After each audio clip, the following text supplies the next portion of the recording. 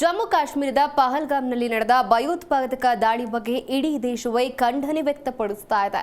ಪಹಲ್ಗಾಮ್ನಲ್ಲಿ ನಡೆದ ದಾಳಿಯಲ್ಲಿ ಒಂದಲ್ಲ ಎರಡಲ್ಲ ಬರೋಬ್ಬರಿ 26 ಅಮಾಯಕರ ಜೀವ ಬಲಿಯಾಗಿದೆ. ಅದರಲ್ಲೂ ಕೂಡ ಉಗ್ರರ ವಿರುದ್ಧ ಪ್ರತೀಕಾರ ತೀರಿಸಿಕೊಳ್ಳೋದಕ್ಕೆ ಭಾರತೀಯ ಸೇನೆ ದಿಟ್ಟ ಹೆಜ್ಜೆಯನ್ನ ಇಟ್ಟಿದೆ. ಈ ಭಯೋತ್ಪಾದಕ ದಾಳಿಯ ಬಗ್ಗೆ ತೀವ್ರ ದುಃಖವನ್ನ ವ್ಯಕ್ತಪಡಿಸುತ್ತಾ ಪಶ್ಚಿಮ ಬಂಗಾಳದ ಬದುರಿಯಾದ ಶಾಲಾ ಶಿಕ್ಷಕ ಸಬೀರ್ ಹುಸೇನ್ ಇಸ್ಲಾಂ ಧರ್ಮವನ್ನ ತ್ಯಜಿಸಲು ನಿರ್ಧರಿಸಿದ್ದಾರೆ. ನಾನು ಯಾವುದೇ ಧರ್ಮವನ್ನ ಅಗೌರವಿಸುವುದಿಲ್ಲ, ಇದು ನನ್ನ ವೈಯಕ್ತಿಕ ನಿರ್ಧಾರ. ವಿಶೇಷವಾಗಿ ಕಾಶ್ಮೀರದಲ್ಲಿ ಧರ್ಮವನ್ನ ಹಿಂಸಾಚಾರಕ್ಕೆ ಒಂದು ಸಾಧನವಾಗಿ ಪದೇ ಪದೇ ಬಳಸಲಾಗ್ತಾ ಇದೆ ಅಂತ ನಾನು ನೋಡಿದ್ದೇನೆ. ಈ ವಿಧಾನವನ್ನ ನಾನು ಇನ್ನು ಮುಂದೆ ಸ್ವೀಕರಿಸಲು ಸಾಧ್ಯವಿಲ್ಲ. ಯಾವುದೇ ಧಾರ್ಮಿಕ ಹಣೆಪಟ್ಟಿ ಇಲ್ಲದೆ ಸಾಮಾನ್ಯ ಮನುಷ್ಯನಂತೆ ಬದುಕುವುದಕ್ಕೆ ನಾನು ಬಯಸ್ತೇನೆ.